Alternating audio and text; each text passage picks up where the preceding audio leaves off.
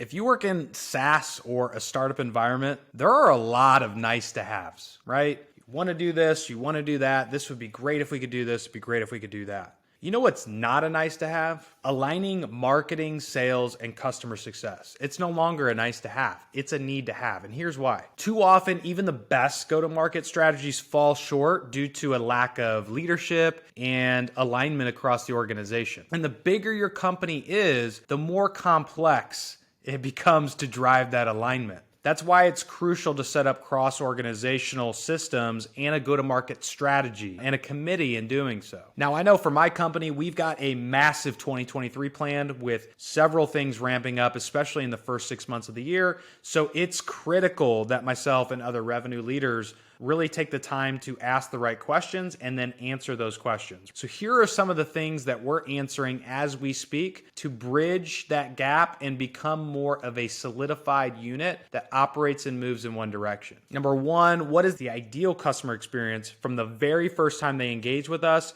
until we have 100% adoption across all products, right? So this is going from first time hearing about our company to engaging with marketing content, to then going to sales, right? Or sitting in on a demo, to then signing on the dotted line, to then being implemented, onboarded, and then using and adopting the product. What is that experience? It's such a think, feel, motive, but it's a big question to answer. Second, what are each of us as revenue leaders committing to quantitatively that will allow us to hit our goals? So setting forth those metrics and parameters that we are going to operate within and aim to hit together and provide that transparency and accountability across the board. Third, what are the most important things for our teams to be tracking and measuring? And what data do we need in order to be successful? So whether we have that available or not, we need to identify them. And if we don't, we need to go solve for it. Number four, how do we create alignment across every single member of our individual teams? How do we get them to buy into the vision and feel very connected to what they're doing?